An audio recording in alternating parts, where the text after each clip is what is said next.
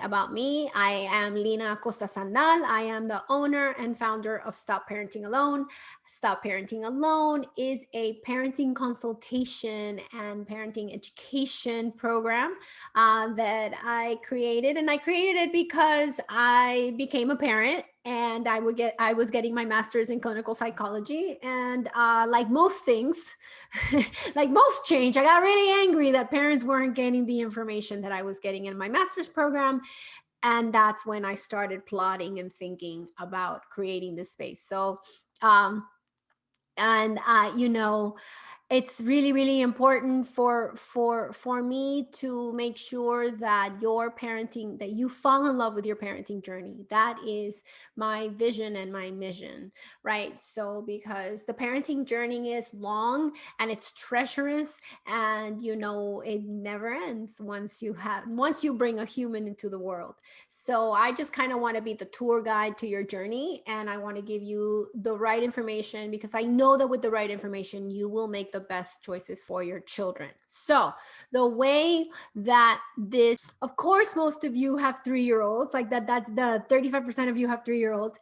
And then the second most popular, which is 24% of you, have 8 to 10-year olds. And here it is, right? Why are you most common on this here webinar? Well, 3-year-olds, 2.5 to 4.5-year-olds have 3 major tantrums per hour and 1 minor conflict with a caregiver approximately every 3 minutes, right? So 3 major tantrums per hour, 1 minor conflict every 3 minutes. So, of course, you're here because you, the adult, being around this little 2, 3, 4-year-old, feel like you're constantly rejected and in conflict. Now, why is the next most popular age those of you that have children between 8 and 10?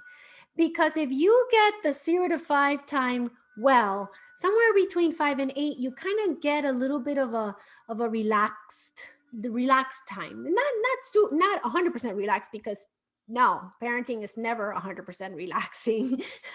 But the 8 to 10-year-old goes into this new place of autonomy. And both of these times, right? Both of these times, that the need to pull away but also need help simultaneously is what creates this pain and this discomfort from the child. So it makes sense to me that these are the popular ages that are here. And then the close seconds are the ages that are around these ages. So thank you. All right, so let's start right away so that I can get to your questions right away. So I am going to share my screen and share the slides so that you get to see what I really want us to think about and talk about. So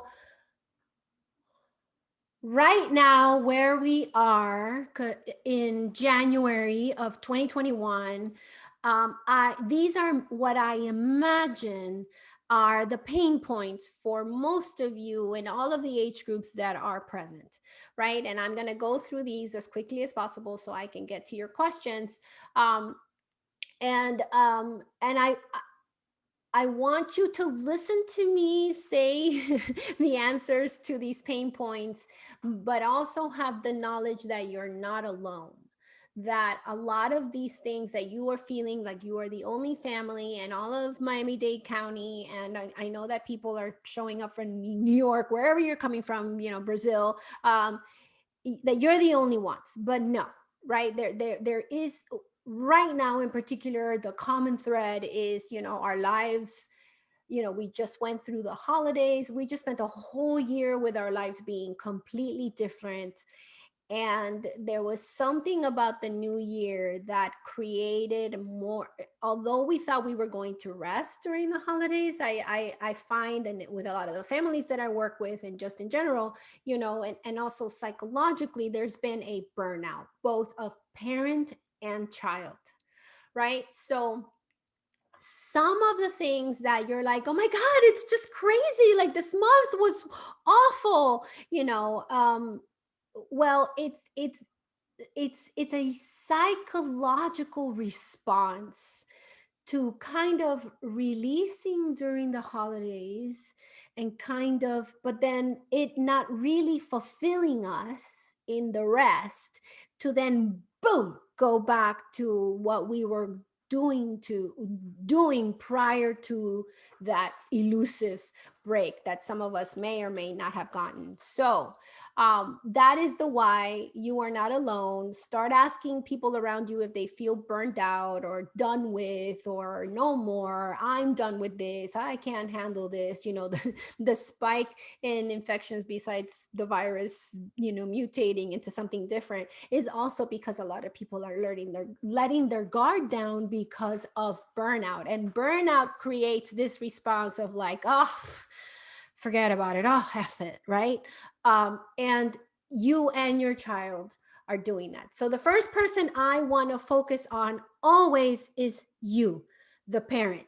Tip number one for today: when in doubt, stop focusing on changing your child's behavior and look at yourself and start changing your behavior, your attitude, your mood, your energy about how you are approaching the screaming preschooler, or the eye rolling 8-year old, or the melting down 6-year old, right? So, tip number one: how are you?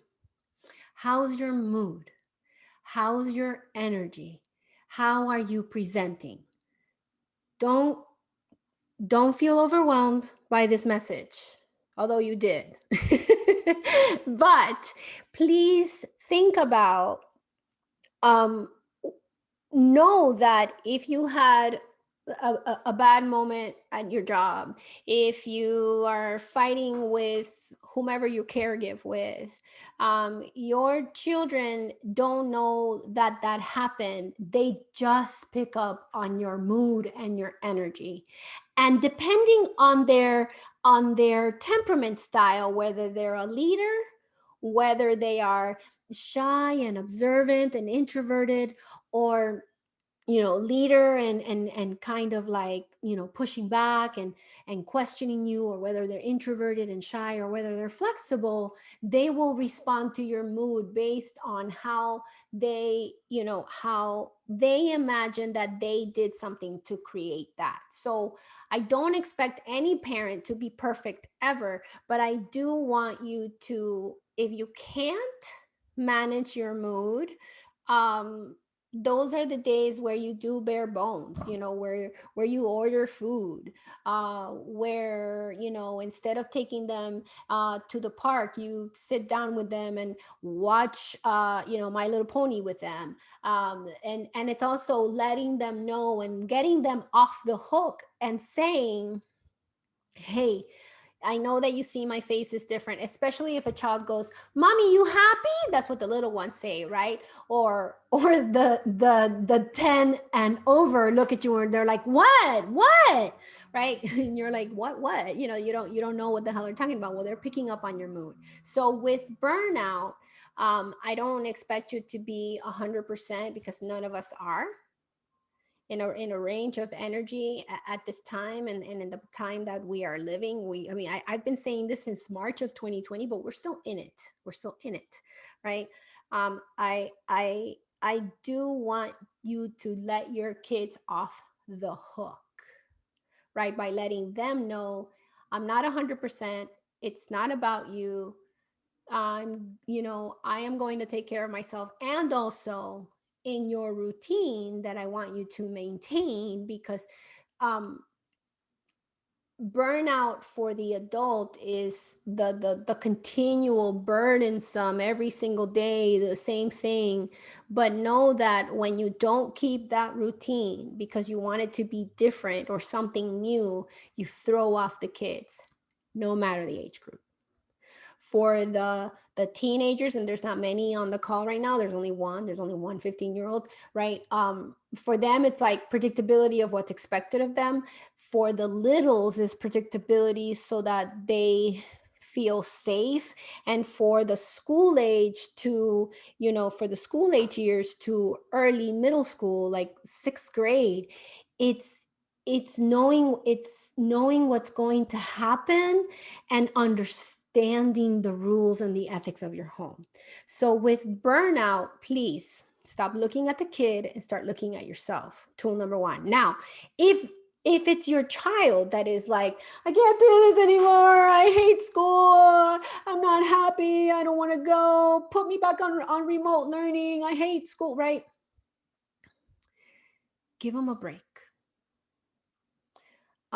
Get tip number two, get out of the goal that they have to be happy 100% of the time.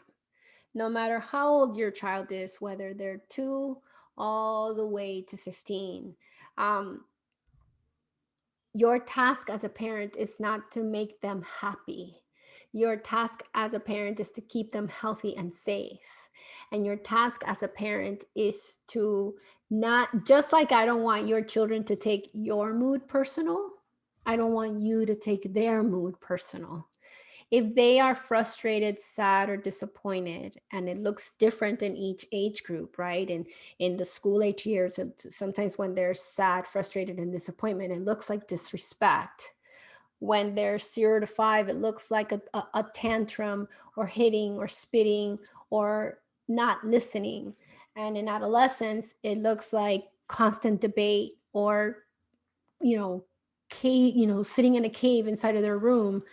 Don't take that personal. It's not about you, it's about them being children and managing the boundary that you're setting for them and the rule, and learning how to manage that, they manage and decrease the pleasure that they want, which is whether it's Roblox or you.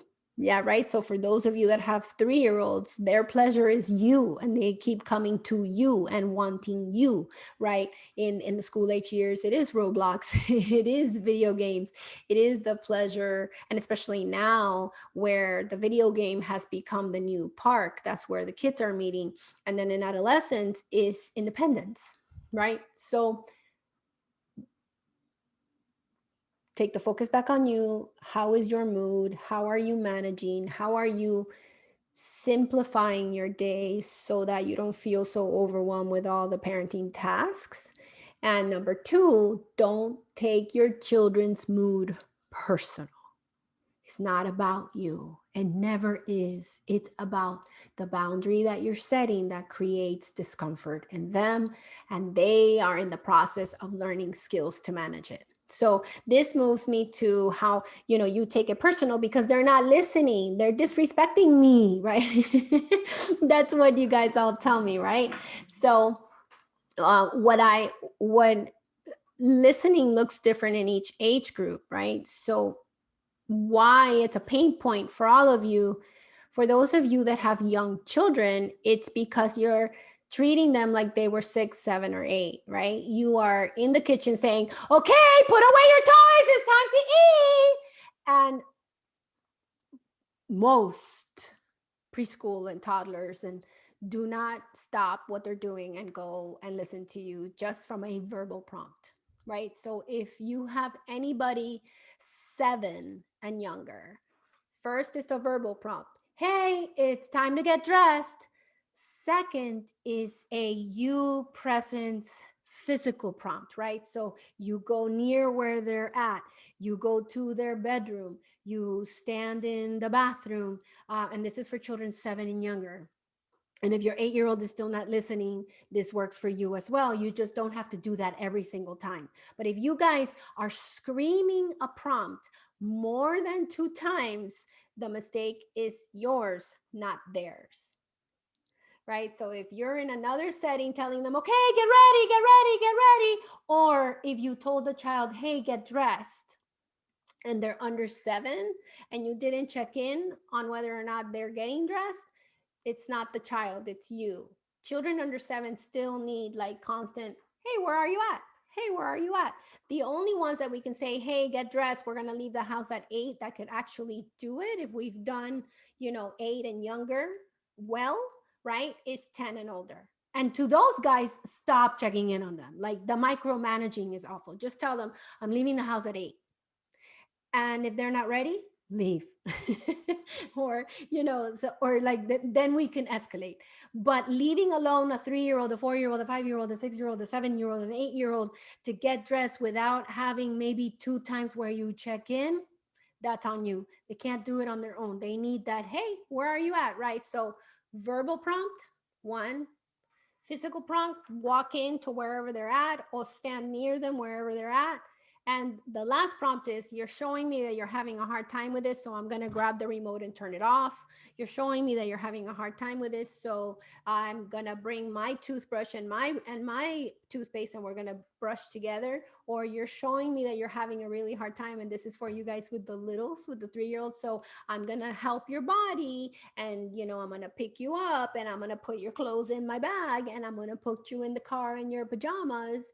And when I get to the preschool, I'll change you in the parking lot at the preschool. Right? So 1, 2, 3, fast and quick, right? But if you have been screaming from another room or expecting them to listen to you when you say it once, you're asking too much of a 7-year-old and younger. um, if you give a verbal prompt without the reason for the verbal prompt, or a pattern in your routine for the verbal prompt for the 8 to 10-year-old, then they really have a hard time listening. And if you're on top of them and they're 10 and older, 10, 11, 12, 13, 14, 15, and you're like micromanaging rather than telling them, I expect you to have done breakfast, bag packed and shoes on because I'm leaving the house at 8. Don't micromanage those guys. So it changes through development. Okay.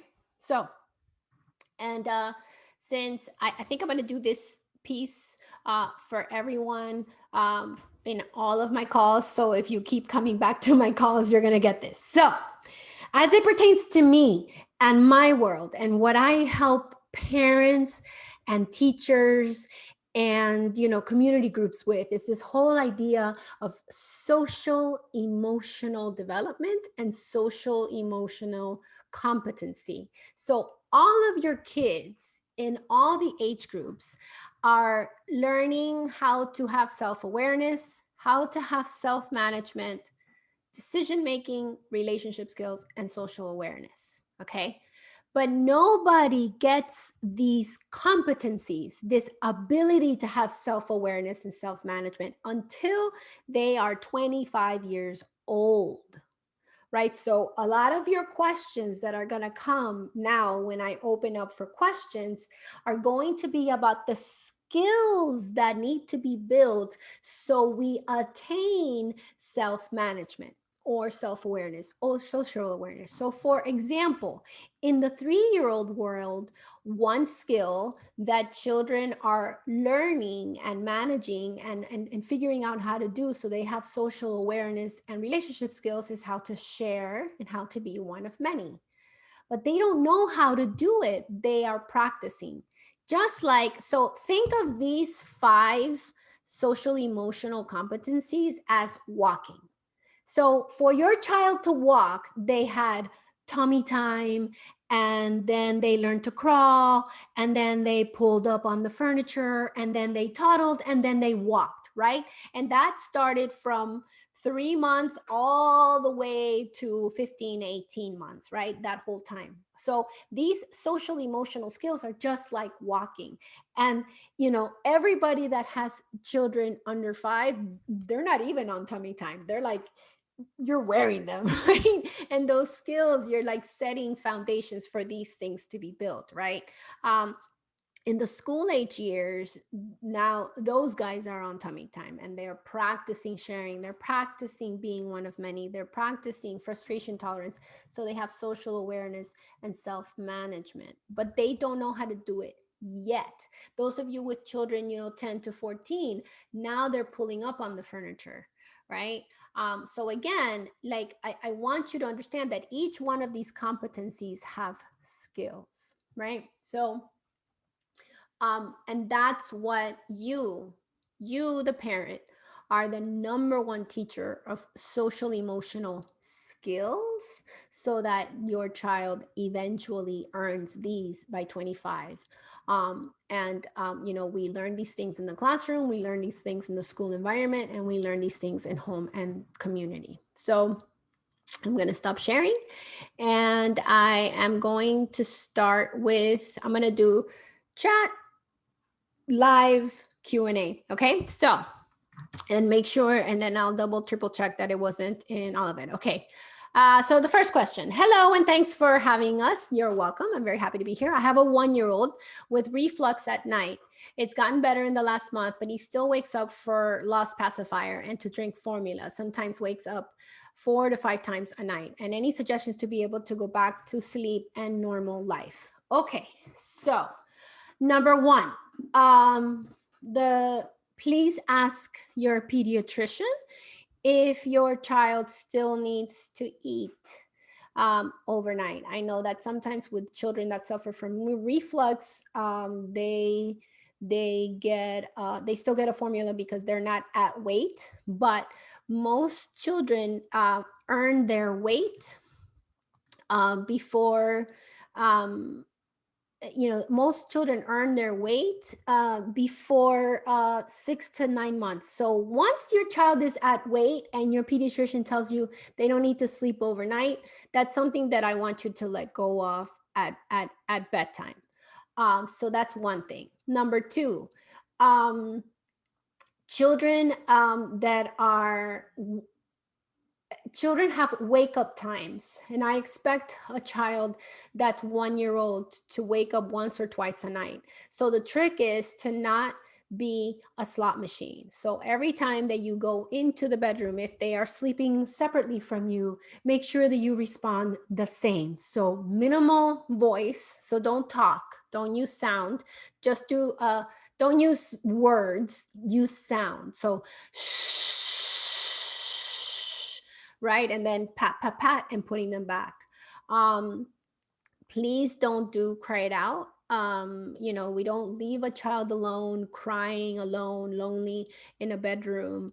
It's not good for their brain. It increases their adrenaline and their cortisol levels, and that can be very disheartening for the child. So the two tips that I have for you, Michelle, is make sure that you're not giving that bottle anymore because that's habituated.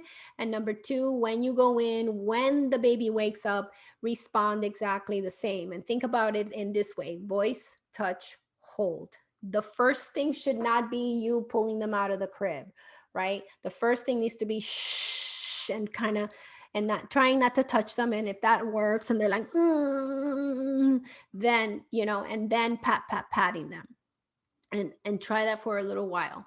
But keep checking with your doctor. Okay. Okay. So let me go to the Q&A area to see. Okay. So 3.5-year-old is all of a sudden waking up at night and coming over to parents' bedroom. He wants a light on and says he's scared. How to make him sleep through again? Okay. So first of all, perfectly normal for 3.5-year-olds. Your children will wake up in the middle of the night once or twice for until they're 5. So those of you that have children that slept through the night, 12-hour nights, 10-hour nights, 11-hour nights, that's not common. The wakeful nights are more common. So it's what you do at night. So same answer as before to Michelle. When your child walks over to your bedroom, if don't put them in your bed unless that's what you want to do until they're 6 years old. And that's okay. I don't have an issue about that. As a developmental person, their co-sleeping does not hurt children. Co-sleeping does not hurt children. Um, it just hurts your sleep. But um, if you want them to sleep on their own, it's like walking them back. A night light is not a bad thing. It doesn't hurt your child. Just make sure that it's mellow. And at bedtime, before your 3.5-year-old goes to sleep, do let's look for the scary things in the room things, right? So you hold their hand, you turn off the light, you make it dark like it looks like when they're sleeping, and you tell them to with you to show you what's scary. And then maybe with your phone's flashlight or with an actual flashlight, you could put light on it and you could go, well, first notice, well, does it actually look like a wolf? Because sometimes it does, right? Or does it actually look like a witch? Because sometimes it does, right? The shadow in the bedroom, right? So talk them through it and go, hi, you're right, that does look like a scary wolf, but let's see what it is. And then you light it. So do that every single night for 3 weeks. Walk them back to their bed every single night for 3 weeks. Do not change the pattern of what you're doing and how you're responding when they wake up at night. It's the shifting and the changing of the pattern that creates the issue. So don't be a slot machine and answer the same every time. All right, so let me go to some of you guys that have raised your hand. So, hello, unmute yourself, Vanessa, and ask me your question. Hi, Lina. Thank you so much for doing this. I really appreciate these sessions. So my question is, I have 3.8 little girl, very independent, observant little girl, but she's also very strict on how things should be or go. To the point that if it's not done that way, she gets a meltdown. So, for example, first she wants to be very independent and put her clothes on by her own, and that's fine. I'm all for that. But sometimes, of course, there's shirts or shoes that are harder than others, and I need to help them. And she goes ballistic if I try to help them. And this can go on for like 40 minutes for me to try and help her get her clothes on. And I know that will probably get better, but there are some scenarios, and this would be my last example. Like the other day, we do this thing where we say goodbye in the window when someone leaves and they don't want that person to leave or something like that. So I was taking her to ballet. We were saying goodbye to her sisters through the window. I was saying sorry goodbye to her sisters through the window. She was already in the car with her car seat on and everything. So she didn't get to say goodbye to her sister in the window, and I said, we're late, we have to go. So she cried the whole way because she needed to say goodbye to her sister through the window. Ballet was fine. She loves ballet. When we come back, she starts crying again, and makes me do the whole routine again. So she's like, no, put Catalina there, like say goodbye. We say goodbye. And then she's like, Right, okay, now we go to ballet. And I'm like, no, baby, we right, can't. We already did that. Like, it's fine. You can't control everything. But then there's like a meltdown. right. And I've tried kind of, okay, let her have the meltdown. But it doesn't stop. As you see here, it was like 3 hours after. And she's like, okay, no, we have to do it now. Right. So So, what should I do? okay. So be predictable whenever you can be, right? And I hear that you're doing that as a mama. So don't think like you all of a sudden have to make her flexible by not attaching yourself to the rigidity, right? So her rigidity of thinking is what's making her get stuck, right? She doesn't have a flexible thinking. Right. Some kids have it heavier than others, right? So that's the why of it's happening. So most of the time, I want your routine to be rigid. So don't listen to the people that are like, I know, but she has to understand that things happen in life and da da da. No, so Mm-hmm. most of the time, keep your routine. But when things like the incident that you just described of the ballet happens, those Right. are allowing her to flex the muscle of flexibility, right? So when you came back, so when she starts telling you, so mommy, now we have to make sure that it happened because I knew that I had to go. Like when she asked you to do it again, in that moment you have to begin to describe her discomfort.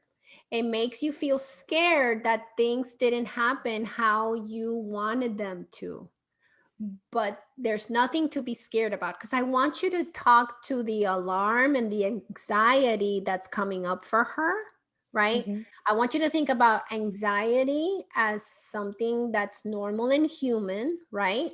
However, anxiety is our body's alarm system, right? So I want you to name it for her. You feel really yucky in your body and you think that horrible things are going to happen if you don't say bye to your sister today and we do this over perfectly, right? But it's not going to. And then when she melts down, you don't say another word, no Okay. talking. And then you begin to calm your nervous system. If you feel tensions in your shoulders, lower them. If you feel tension in your jaw, lower them. What's going to happen if you stay silent and get out of logic, right? She will then be able to feel her emotion, and probably that at that point she will ask you for a hug. So that's the Mm-hmm. best way to handle, because your little person is in these interactions of control and rigidity. Her Mm-hmm. goal is not to feel scared, but she has to feel scared. And don't talk, no talking. Okay. Okay. Okay.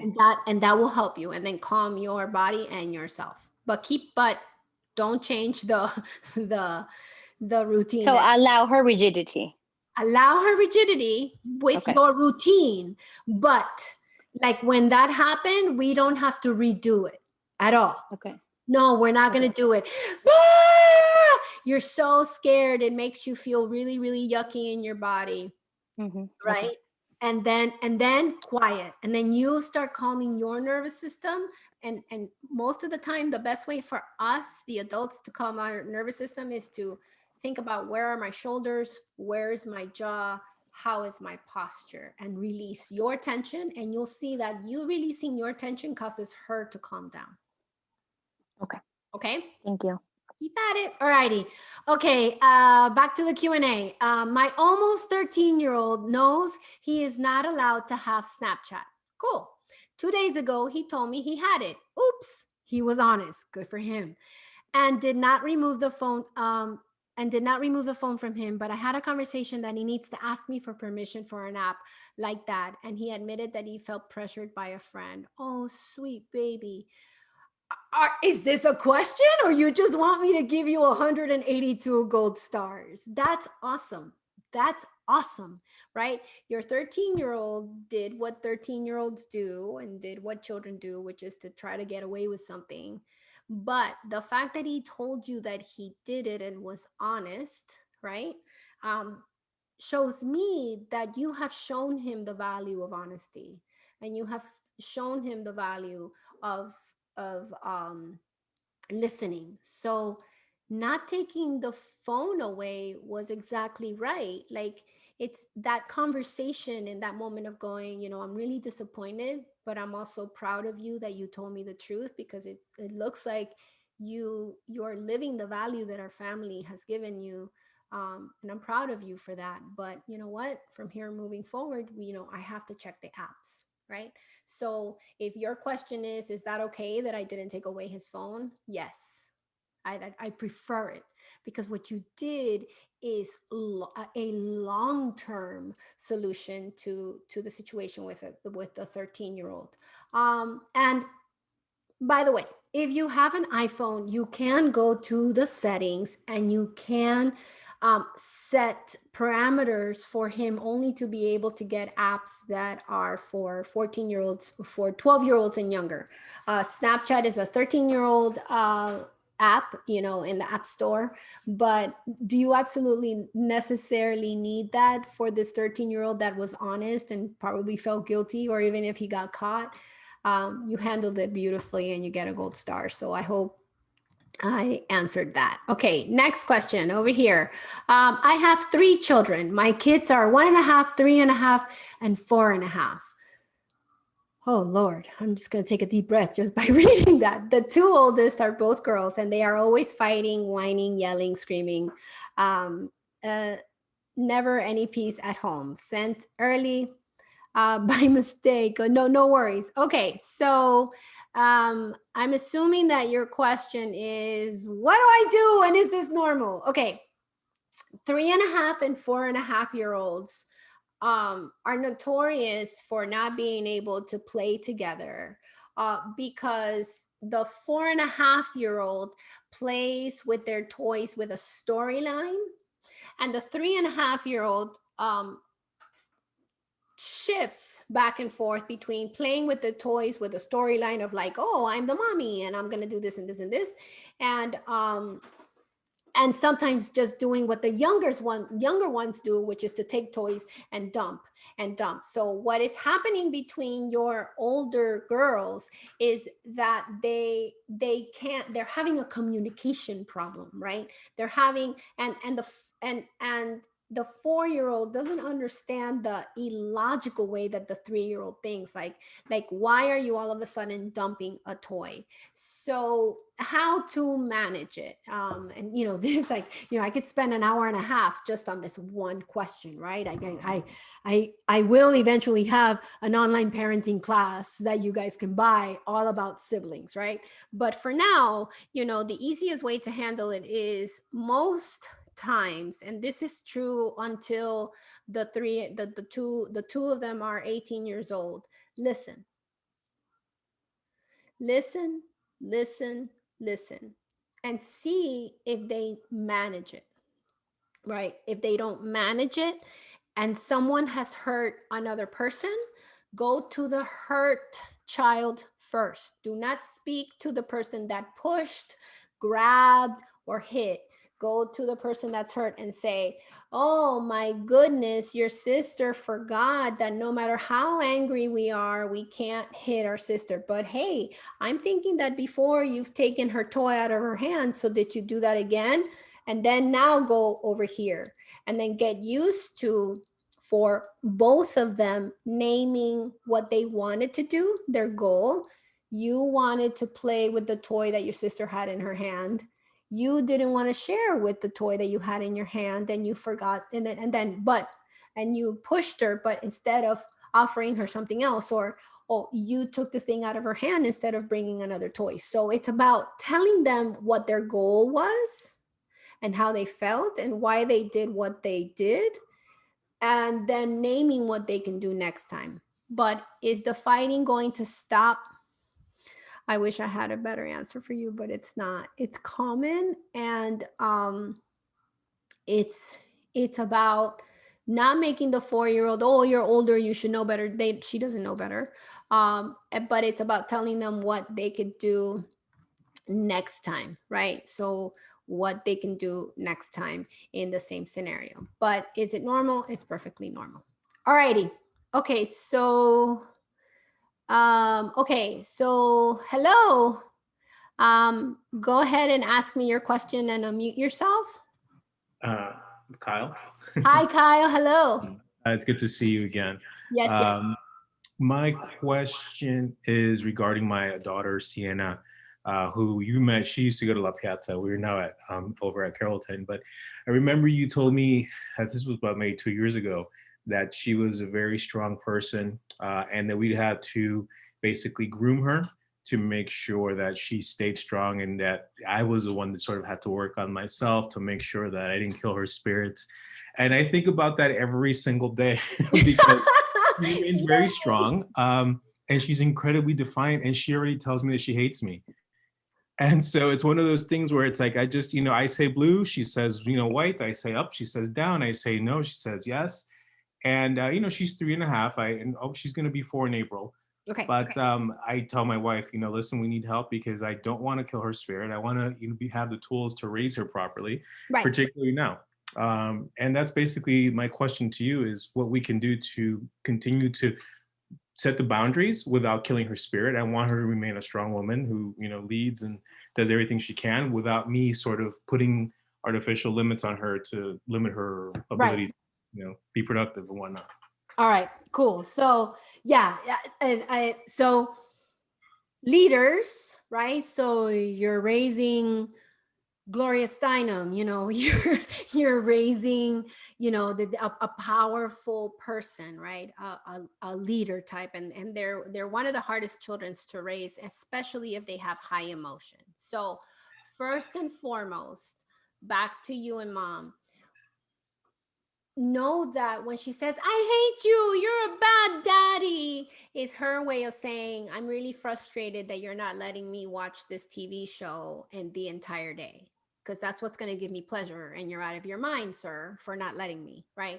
So in that moment, I want you to pull back from the verbiage that your 3-year-old or your 4-year-old is, because she's going to be 4 soon, the 4-year-old is using, and talk to the emotion, right? So in the moment, let's say that you're telling her it's time to turn off the TV because we're going to eat in 5 minutes, and she's like, no, you're awful, I hate you, right? Which is common, right? In that moment, you have to think she's frustrated and angry because I am making her delay her pleasure. And that is your role, Kyle, from now until she's 7, because, you know, 7 and younger, they don't know how to manage pleasure. They don't know how to delay gratification, right? So be consistent about your boundary.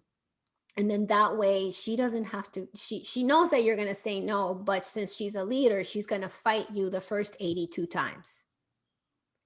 So if you ever give her 5 more minutes, or if you debate with her, now she has like, you know, a drop down menu of what can possibly happen. If the cue is no, that's it, we're turning it off, you grab the remote control, you turn it off, she tells you, I hate you, daddy. In that moment, your parenting antenna goes up. But I want you to ignore the I hate you, daddy, and think about, what is she feeling? And if she's feeling sadness, and in that moment, while she's screaming and upset and telling you, I hate you, daddy, and like, no, and like following you with her very intellectual debate, in that moment, you say, you make sure that you keep the boundary of turning off the TV, or keep the boundary of like helping her to get to the bath, or whatever transition she's fighting you on. But and then letting her know, we can have a conversation when we both calm down. So bring her back to her body, kind of like what I just told Vanessa. And then quiet. And then the thing is that these little leader kids are really good at debate. Ignore the debate and wonder for yourself, what is she feeling? What is she feeling? What is she feeling? Because once that wave of anger calms, you could calmly say, you know, you told daddy that you didn't like me and you don't love me because you were really angry because you wanted to keep watching TV. But daddy keeps you healthy and safe. And we only watch TV for an hour. And that's it. And then repeat and remind and repeat and remind. And then like very consistent, specific routine and consistent, specific rules are important for leaders. Okay. And would that go across every, like up until what age you said? 7. 7. So even on my 5-year-old that likes to have a lot of candy, it's the same type of thing. Same type of thing. Because they don't know how to manage pleasure. They're learning how to delay gratification, which is a skill that I have to learn so that I can eventually have self-management. They have no self-management, Okay. right? Thank you So so much. it's the tummy time. So keep at it, and I'm glad. And yes, keep holding that in mind. We're building a Jedi, not a Darth Vader. All right. Thank you. All right, perfect. Okay. Let's see. Let me go back to the chat. Do you have any books you recommend about raising kids? My son is 8. I saw you posted about the gift of failure. Yes, that's a new book that I just picked up. It's actually written by a teacher. She's wonderful. The gift of failure is great for those of you that have children 10 and older. My go-to books are all the books by Dan Siegel and with Tina Bryson. And there's a big series. It starts with Whole Brain Child, then No Drama Discipline, and then the Yes Brain. So any of those 3, Whole Brain Child, No Drama Discipline, and Yes Brain, are books that I love, that I highly recommend. There's also another book called Beyond Behaviors, and that's also a really great book for parents to read. So thanks for your question. Okay, next one. I'm looking for some advice and support for meal times with my 3.5-year-old. We have had eating challenges his whole life, and up until about 8 months ago, we actively assisted him with his eating. We felt like he would plummet off the growth chart if we didn't. Oh, sheesh. We were able to slowly transition him to feeding himself. That's awesome. Thank God. But now we struggle with his attention-seeking behavior at the table. We have been seeing a child psychologist for the past 6 months, but recommendations of reward charts and special playtime prior to meals have not helped. Oh God, no, no, no, no. And go against the DOR principles of bribes. That's right. Okay, you know about the DOR. For everybody that's listening to me answer this question, is the the the division of responsibility in feeding. Yes, 100%. Don't ever reward or bribe your child, but have struggled and failed each time. We have had several false starts at trying, but have struggled and failed each time. I will try to describe the behaviors we experience as best I can. At the table, my son will constantly ask question after question to avoid paying attention to his food. We have tried saying, taking 3 bites, and I will answer your question, but uh, okay. So, okay, stop that. Stop. Okay? Everybody, the division of responsibility in feeding a young child is feeding children in general. And those of you that are Jewish or Latino, you're going to want to hit me in the face after I finish saying this, but this is research based on the eating disorders world, and this is super important. Here we go. You, the parent, do what, when, where, right? What, when, where the child eats. The child says if they eat and how much they eat. We do not bribe them. We do not tell them one more bite. We do not tell them, try this thing and then you'll get dessert. No. All we do as parents is what, when, and where.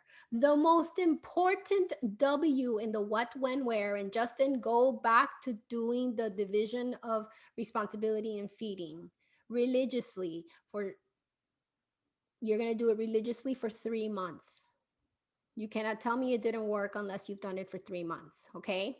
So the most important of the W's is the when. Offer food regularly, at least every 3 hours, nothing in between. The mistake that parents make is that the child,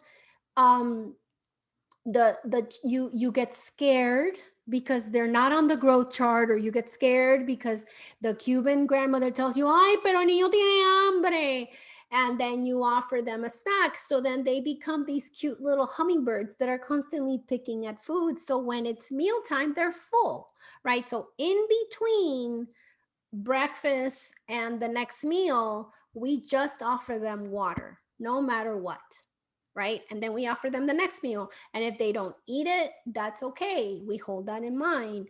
And then we offer them the next meal. And you do that continually for at least 3 months. Now, when and if a child has always had some kind of eating issue, I always wonder if they have some sort of sensory sensory sensitivity inside of their mouth, right? And since you guys have been tackling this, something that you could do, right? You could do to rule it out, and is to get a speech and language pathologist, an SLP, that works on mouth sensitivities to evaluate your child, or even better, get an occupational therapist that knows about sensory processing to evaluate your child to see if his mouth is actually extra sensitive to textures and things. However, don't spend the money on that evaluation unless you have done the division of responsibility in feeding. Who, what, when, wait, what, who, that's news. What, when, where, right? Parent, if they eat and how much they eat. Child, No power struggle. Even if he's eating the whole time in the meal, you guys eat with him, sit down at the table with him. If he didn't eat, you go, okay, well, you pick up the plate and you let it go. If you haven't done that for 3 weeks to 3 months, then I would hold off on the evaluation. But don't give up on the division of responsibility. And please do not do bribes and rewards with feeding or with anything really. Because bribes and rewards are the fast food parenting of discipline. That's another hour conversation. So go back to the division of responsibility. The most important is when you offer food, don't offer any food in between. And the next one that's most important is the what, because I want you to be kind to your baby and always put on their plate something that you know that they'll eat that you also appreciate as healthy. Okay? Okay. Let me go over here. And this will be probably our last question. Let's see. So, hello. Ask me your question. What's your question for today? Hello. Hi, Hello. Lina. Thanks a lot. So I have a 5-year-old, and he hasn't been like I haven't had to deal with tantrums until now. He has been really good about that, but lately I feel like he's been, when he doesn't get what he wants, when I take off his video or whatever he wants to keep doing, he'll scream, and he knows that is bad. He won't throw himself on the floor, but he'll complain and he'll scream. And even like throughout the day, I feel like every direction I give him, he always has to like complain about it. And I don't want to, it's frustrating because I feel like, okay, I know this is normal, but how do I not reinforce this? So how do I deal with the behavior without screaming or punishing him or things like that? That's not behavior, that's emotion, first and foremost. Okay. Right? So you are dealing with the behavior when you set the boundary and you stick with it, right? So first and foremost, whomever you are parenting with, whether it's a partner or a grandparent or a nanny, everybody has to be on the same page about the routine and the rules, right? So if every day he gets to watch a TV show before bedtime, but then he asks you for 10 more minutes or one more episode, my recommendation to you is to be very rigid and say, no, baby, every night we only have 2 shows. Right? And then you grab the remote and you turn it off. At that point, he's going to be like, you're mean. I hate this. Everybody else gets to watch TV. Right. You're done. Don't say anything to that. Okay, Poppy, come on, let's go. And if he hits me, because he's done, like he's hit me or he'll call me, you're ugly, this and that. I'm like, and when is the time to say this is not correct? Right. In that moment, you just look at him and you go, hey, first remember that think about that like as a little tiny panic attack, right? It's his emotional response to your boundary, right? So if he hits you, you look at him and you go, hey, like quick and fast and flat. Hey, you're really disappointed, but I can't let you hit me. And then that's it. Okay, let's go. And then to the next thing, no matter what he's doing, right? If he's pounding, if he runs to his room and slams the door, but he's putting on his pajamas, leave him be. And then every single night, when you're having that bonding moment, when both of you are calm, you could say, oh my God, my love, today when I asked you to turn off the TV, you hit me and you told me that I was mean. And I know that you were angry, but I really want you to work on breathing before you say anything when you're feeling that anger. We turn off the TV every day before bedtime, no matter what. So do it at bedtime, away from the actual moment. In the actual moment, it's like flat and quick and move on. Right? If he's like, while he's doing his homework and, I hate this, and he's doing his homework, leave him alone. Okay. But at night, when you're doing that intimate connection of helping him do that, it's important too. So ignore the moment and think of yourself, that's not behavior, that's the emotional response to the boundary, especially if he's following it.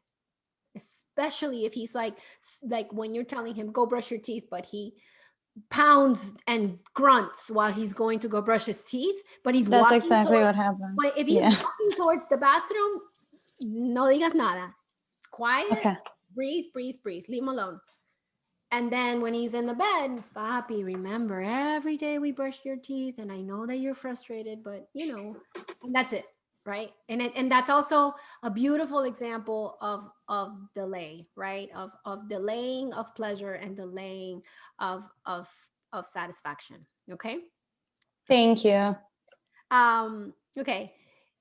And okay, I'm gonna take the last question. There's a lot of questions that I didn't answer.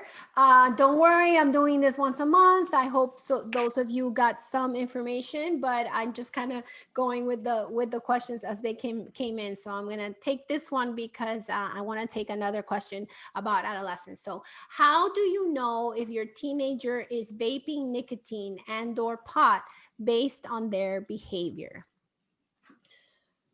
It's incredibly difficult to know.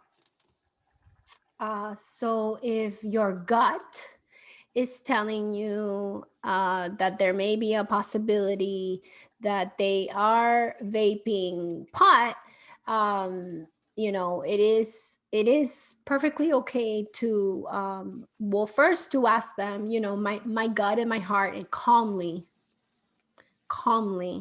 my gut and my heart are telling me that you're vaping nicotine and pot, and are you? And first I would ask them, and secondly, it is perfectly okay to drug test your child. And that's back to this idea of, and those of you that have younger children, this is that whole idea of like, we don't make our children happy. We help our children be healthy and safe, right? So if you're thinking that they are using pot and nicotine, it is important to, and you don't think that they're going to tell you the truth, you can say to them, hey, I'm going to test you. But then if you test them, then now you got to know what you're going to do if they test positive, right? So before you do any of this, I want you to sit down with whomever you parent with, whether it's a partner or a grandparent or another family member, and wonder, well, what does it mean?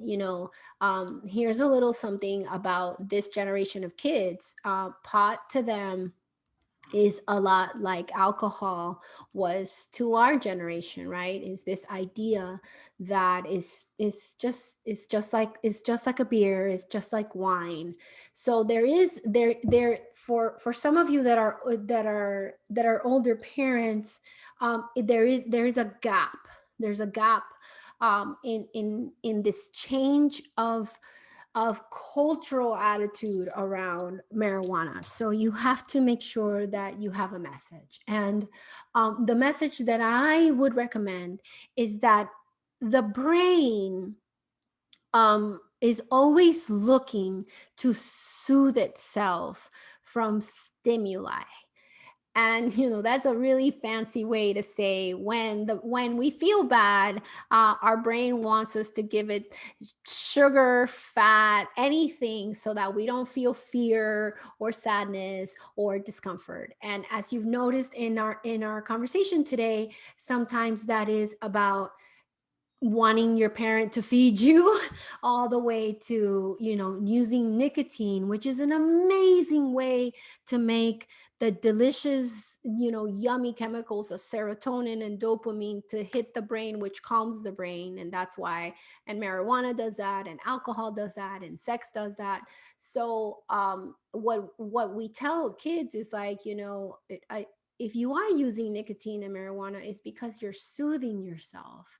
You're trying to feel pleasure. You're trying to stay calm. And again, those of you with younger children, this is why I want you to help them learn how to delay pleasure, how to delay gratification, so that when they're adolescents, they're not still seeking it. Because when we seek it in adolescence, it gets a little more dangerous, right? So in that moment, I want you to talk to them about what's going on for you, that you want to feel calm with nicotine or pot. And then be ready to give them assistance. And or to have an open conversation about how they see marijuana. I want most kids to kind of put off alcohol, marijuana. In my perfect brain world, none of us would use any of that before 24. um, Only because I want the brain to learn how to relax itself without anything external. But that's me in my little perfect neurological world. So that's my question. I'll end with that one. This will happen again in a month. But if you just can't get enough of me and you feel like you really want more, and I gave you more questions than answers, please sign up for a parenting consultation. I get to do this with you one-on-one for an hour and a half. You could pick my brain for an hour and a half, and then I'll have answers specifically to your world and to you and who you are as a family. You can go to the Stop Parenting Alone website and go to contact, and you can schedule a parenting consultation with me. It's $300 for an hour and a half. And the other option that you have is you could join the online parenting support subscription service. And what that means is that you have me in your pocket. I do a Tuesday call every single Tuesday at 1 o'clock US Eastern time. And I answer questions just like I did today. I answer questions within 24 hours in a private Facebook group. And you can do an upgrade and you can see me once a month, one-on-one, with the subscription as well. So to learn more about that, you can go to onlineparentingsupport.com, and then you can have me in your pocket. And again, thank you for being here with me. This recording will also be up in the website. You could go to blogs, and other recorded talks like these are there. So go to blog recorded talks, and you could listen to me answering questions like this and other moments. Until next month, everybody. Bye. Thank you. Thank you.